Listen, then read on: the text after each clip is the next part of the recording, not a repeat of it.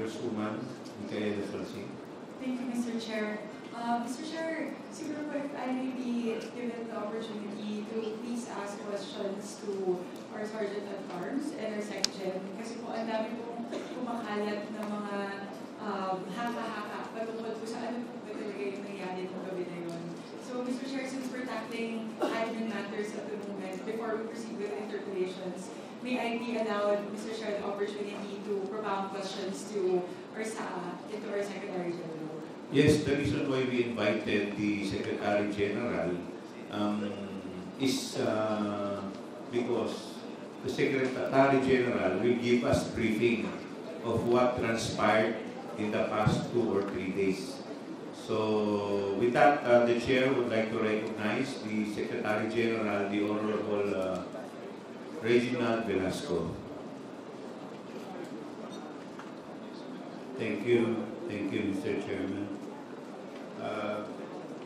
I will read the report here, documenting the events concerning the contempt order and detention of Attorney Zuleika Lopez from the House of Representatives, Quezon City, to the Women's Correctional Facility, then to Veterans Memorial Hospital. We started, as the chairman stated, the committee met on November 20, 2024 at 10 a.m. and adjourned at 8:23 p.m. Representative Franz Castro, ACT Teachers Party List, moved to cite Attorney Lopez for contempt on the basis of the letters sent by the Office of the President to the Commission on Audit, which was duly seconded and approved by this committee, asking it not to comply with the House panel subpoena to submit audit reports on the OVP and the Department of Education on the use of confidential fund. This was duly approved by the committee. An order of detention was issued by the committee instructing the SAA to detain Attorney Lopez. Attorney Lopez was escorted to the HREP Custodial Center at 8:43 p.m.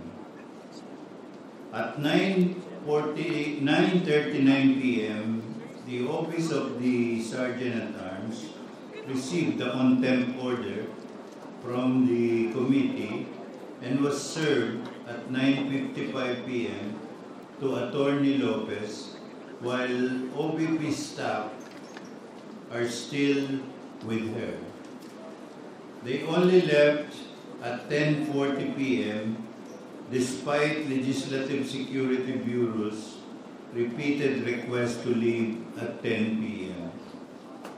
Attorney Lopez then wrote Chairman Representative Joel Chua requesting to allow individuals to visit her during her detention on November 21, 22, 23, and 24 at the HREP. On November 21, 2024, the advance party of the Office of the Vice President arrived at the HREP premises at 1:56 p.m. and coordinated with the LSB personnel by the 12-member security team of the OVP. The meeting was held led by Lieutenant Colonel Marlon Bagara. Attorney Lopez was brought to the HREP Visitor Center at 6:30 p.m. for the visit of Vice President Duterte and exited the Visitor Center at 10 p.m.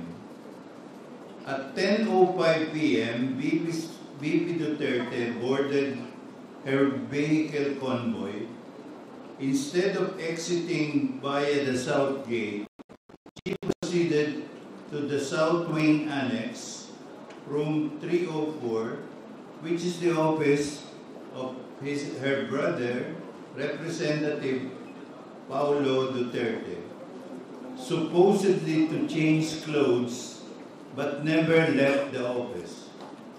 The security of the Vice President explained to the duty guard at the SWA that they would deliver durian to the office of Representative Duterte. At 11 p.m.,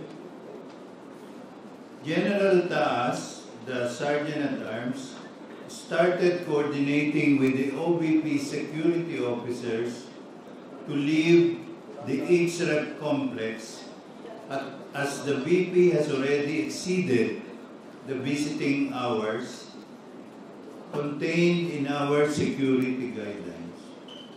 He personally appealed to VP Duterte at SWA room 304 of Congressman Duterte to leave the premises, but was ignored. The OVP security officers were reminded of HREP's standard practice of no lights and no air conditioning in the building after hours. The following day, November 22, VP Duterte's security officer exited the Honorable Congressman Duterte's office and informed the Sergeant-at-Arms that the VP was already asleep. General Taas reminded the security officer that power to the building will be cut off in 10 minutes. The SWA building power supply was cut off by the Engineering and Physical Facilities Department at 12 a.m. Except for the 3 close-in security officers of the Vice President, all other security personnel exited SWA and went to their respective vehicles to spend the night starting at 12:30 a.m. The LSB continued monitoring SWA room 304, where the VP is stationed, which remained locked. No other activities were observed. The power supply to the SWA building was restored upon the request of the HREP Finance Department due to regular work operation. LSB continued monitoring and negotiating with the security officers, urging VP Duterte to honor the security guidelines. However, the VP's security team remained locked inside the SWA room 304 until 8 a.m. The Office of General Taas received the transfer order to the Women's Correctional Facility of Attorney Lopez from the committee at 11 p.m. and was served to Attorney Lopez at 11:27 p.m. but she refused to receive the transfer order, asking the Sergeant-at-Arms service team to leave her room. The following day, November 23, 2024, the reading of the transfer order by the LSB Executive Director outside the room of Attorney Lopez and only by the window was at 12:10 a.m., where a few minutes after, Attorney Litogo, OVP Counsel, arrived at the House Detention Facility. VP Duterte and Attorney Lopez held an online press conference via Zoom at 1 a.m. at the House Detention Center. This was done without the permission of the House of Representatives. Attorney Leandro Jose Antonio Resurrección, Krisha Remparas, and Ian Christopher Cruz of the OVP, upon their arrival at the ACE-REP gates at 1:08 a.m., were not allowed entry to the ACE-REP premises in compliance with our security protocol. The entry of Dr. Ranel May Natural with the emergency medical team, Erickson Olfindo, Loradel Tiburcio, and Alexander Candelaria on board the Diliman Doctors Hospital DDH ambulance, which was provided by the OVP at 1:12 a.m., but were not allowed to enter the premises due to the absence of permission from the committee. At 2:29 a.m., Attorney Lopez experienced a panic attack and started vomiting. General Taas allowed the entry of Dr. Tiamson from the EMT DDH to check the medical condition of Attorney Lopez as requested by the OVP protocol officers.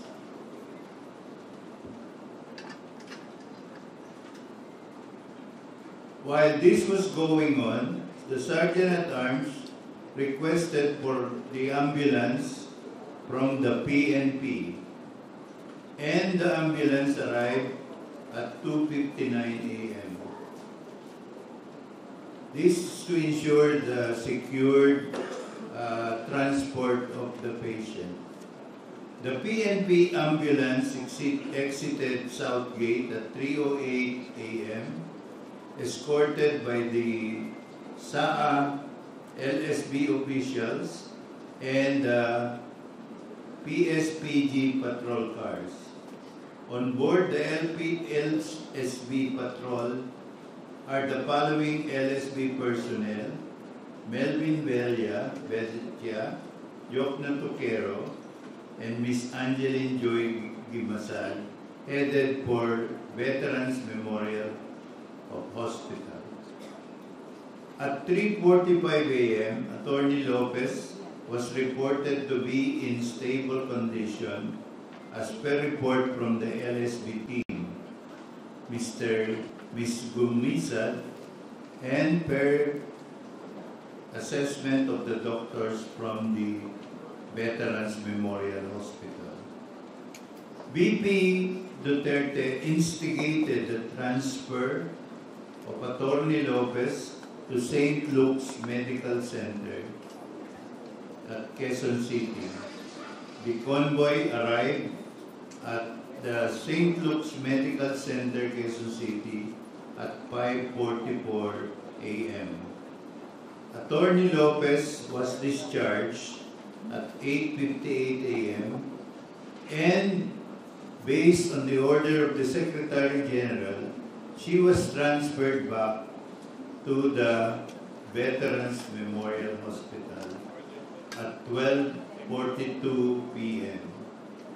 Attorney Lopez is now confined at the Veterans Memorial Hospital and will stay there while awaiting the medical evaluation from the Veterans Memorial Hospital doctors. Thank you. Thank you, Sec-Gen. Yes, Congresswoman Nica Sulsi. Mr. Chair, before I propound questions, will our Sergeant-at-Arms also have a report, or can I go straight to my questions, Mr. Chair? You can proceed with your question. Thank you very much, Mr. Chair. May I first direct my questions to our Sergeant-at-Arms. Isa po sa mga pinaka-mabigat na paratang ni Yusek Lopez doon po sa kanyang press conference ay yung pakiramdam niya po ay merong banta sa kanyang buhay. Let me quote several of her manifestations, Mr. Chair, in her press conference. Quote, "I would not have pushed that bed myself if I did not feel that I was being threatened. My life was being threatened." Another quote, "You saw in the hearing that my back hurts. I cannot lift heavy things. Pero dahil natakot ako, I feared for my life. I really pushed that by myself. Hindi lang ito harassment. This is really a threat to my life. They gang up on you in the middle of the night. How's that not, isn't that a threat to my life?" And the last quote po is, "And they bring 10 people to serve you in the middle of the night in my pajamas. This is a threat to my life. It's not harassment." So, I would like to dissect the events of that evening. Para po malinawan tayo, bakit kaya nasabi po yun ni Yusek Lopez. So she asserted several times that many people, quote, barged into her detention room at around midnight to serve the transfer order. Her descriptions differ all throughout her press con. Hindi po siya consistent. Paminsan sinasabi niya siyam, paminsan 10. Meron pong time nung kinorner siya ulit ng media na ilan po ba talaga. Ang sabi niya, hindi ko alam nga kung 9. Basta alam ko, they're more than me. They're more than myself. Ganun po yung sinabi niya. So I have a few questions po, Saa. First is, what is the protocol for serving a transfer order? Ano po ba yung protocol natin? Ano po yung procedures natin? And sino po yung nagsaserve ng transfer order, Mr. Chair? The Chair would like to recognize the Sergeant at Arms, Napoleon Taas. Thank you very much, Mr. Chairman. Ang protocol po natin is actually ang nakuha kong mga question is ano yung oras, meron po bang tinakdang oras para i-implement po yung ano yung mga nakuha ko na nakarating sa akin mga text na questioning yung protocol. At ang sinabi ko nga po is wala akong specific na protocol as to the time. Ang practice mo natin for the past 2 years that I've been Sergeant at Arms, every time po na merong order ng committee ay mabilis po nating pinatutupad. Of course, consistent po doon sa kumpleto yung aming logistics. Andiyan po yung tao at ready po yung lugar na paglalagyan. So yun lang po yung protocol na aming pinatutupad. Yun naman kung gaano maraming tao, common sense naman po yun. Ang maipit lang po nating sinisiguro ay yung safety and security nung detainee. From the time we serve until the time we effectively transferred her or them to the destination. Thank you, Mr. Chairman. Mr. Chair, if I may Yes, ask po, Congresswoman Nika. sino po yung bumuo ng grupo na pumasok po doon sa kwarto para po i-serve yung transfer order? Ano po yung composition ng grupo?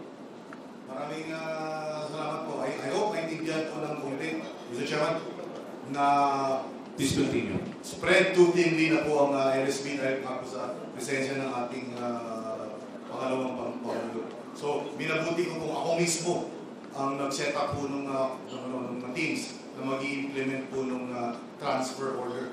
So, basically, lahat po nung hindi naka-deploy sa ating mga gates, lahat po yun is na-deploy. Ako ho ang nagbuo ng team na 5 lang po ang miyembro ng team na yun na magse-serve. Meron po tayong team na in charge ng convoy. Meron po tayong team na in charge ng crowd control kung sakali nga pong magkakaroon ng komosyon. At meron din po tayong team ng magsisecure doon sa magdadala na lugar na nag-communicate directly. Na nakuha naman po natin yung sagot na meron ng available na detention facility doon sa women's correctional. So ako po ma'am, ang personal na nag-set up at nag-identify kung sino yung mag-form nung magsiserve ng transfer order. Mr. Chairman. Mr. Chair, if I may ask the Yes. follow-up question. Congresswoman Nika. Ilang tao po yung pumasok doon po sa kwarto? Ilan po yung pumunta doon sa detention room para po i-serve yung transfer order, Mr. Chair? Chairman, Please continue. if I may. Maganda po at yung committee po is pinangalagaan din at tinulungan ng ating Sergeant at Arms at siniguro na dokumentado yung aming pong pag-serve. At meron po kaming, aside from existing natin na CCTV, meron po kaming backup na videographer para nga po ipakita talaga kung ano nangyari. At kung makikita niyo po, our CCTV and the videos will bear us out na 4 lang po yung taong pumasok at 3 ang babae at nasa likod po yung isang abogado na lalaki. So 4 lamang po. And if you will, andyan po si ating COMSEC if they want to Please present the video, Comsec.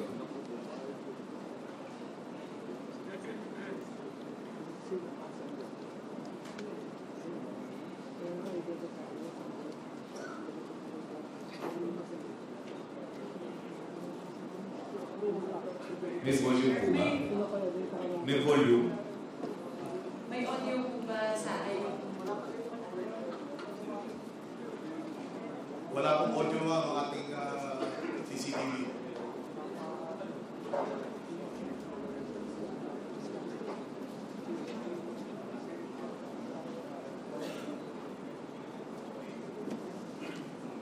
Mr. Chair, isa lang po ba yung footage? Meron pa po ba gusto ipakita si Sarah? Meron pa po ba Ilang video footages po yan? Ito po nakita nyo ngayon, Mr. Chairman, is galing po sa ating CCTV. Meron pa po tayong pumasok sa loob na makikita nga po doon na kausap na nung nag-serve na 3 babae, si Attorney Lopez. Meron pa po kung available siya.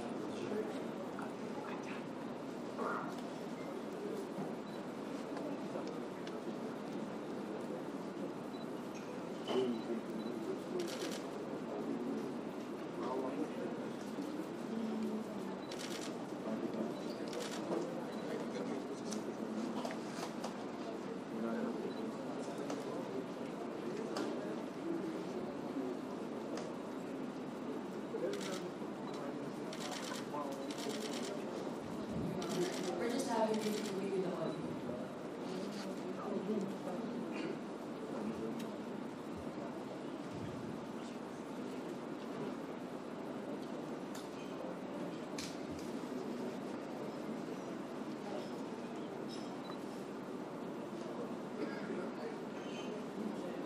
Mr. Chair, if the COMSEC would be able to replay the videos with the audio, that might be critical to the discussion, Mr. Chair. Yes, Your Honor, we'll already doing something about the technical difficulty here. There's an audio. Mr. Chair, before I proceed, any more videos po sa app? Or can we proceed with... As far as wala na pong ibang pumasok, ibang pagkakataon, na pumasok po yung doon sa loob ng opisina ni Attorney Lopez. Nakita nyo, pinakamarami na po yung Detention center. Detention center ng office. Opo. Mr. Chair, if I may, tama po ba yung nakita ko? So, nung pumasok po, nakita natin napakakalmado. Kasi po, ang description po ni Attorney Lopez, ni Yusek Zulaika, doon po sa kanyang press con, ganun yung motion niya when she was talking about how they knock. So mukha po kitang-kita dun sa pinakaunang video, napaka-gentle niya po nung pag-knock nung LSB personnel. So siguro po, yun po yung una. Second po, in terms of using the word barge, that did not seem to me like barging in. Kasi po, nung binuksan po yung pinto, konti-konti pa nga pong sumilip yung pong LSB personnel, Mr. Chair. The third thing that I spotted po is may ilaw pala doon sa kwarto. So parang it seemed like a matter of choice when they conducted the press conferences in the dark. So mukhang sila po yung pumili na patayin po yung ilaw doon sa press con. Pang-apat po na gusto kong i-highlight doon sa video, kung bibilangin ko po, Mr. Chair, and I'd like to request for SAS confirmation on this, there seem to be 4 people. The lady in green, which seemed to me, siya po yung may hawak nung transfer order. The lady in the green jacket. Pangalawa po ay yung uniform personnel na babae. Pangatlo po, parang may lalaki po doon sa bandang kanan. Ayun po, napapasok din po. At yung pang-apat po ay yung cameraman. So siguro po walang punto na humigit po sa 4 na tao yung nasa sa loob ng kwarto. So siguro po, Mr. Chair, iyan po napakakalmado po nung sitwasyon. Parang wala naman pong altercation, walang confrontational conversations whatsoever. So, yun lang po siguro, Mr. Chair. Just wanted to highlight na mukhang wala pong barging in, wala pong confrontation na naganap, Mr. Chair. And I would like to ask Saa kung tama po ba yung read ko in terms of the situation, Mr. Chair. Sa, Mr. eh, Chairman, before you answer that, sa, may I know, saan po yung switch ng ilaw? Nasa loob o nasa labas? Mr. Chairman, ito pong ating detention room is nasa loob po. Even yung aircon, sila po yung may control dun sa loob. Okay, please continue, sa. Mr. Chairman, thank you very much, Mr. Chairman, Mr. Chair. Tama po yun. Dahil kung hindi umaayos at mahinahon yung pag-deliver ng order, is kasalanan ko po. Dahil ako po yung nag-brief every step of the way kung ano po yung mangyayari. Kung pumayag nga siya na makarating at magpadala sa detention center, maayos din yung mangyayari sa amin. So, tama po yun. Wala namang sumunod na insidente na nag-serve ng at dumami yung mga tao. In fact, yung second time po na sinubukan namin i-serve, yung transfer order, is nasa labas na po ng bintana at hindi na kami pinapasok. Pero still, binasahan pa rin po natin at ayaw pa rin nila sumunod.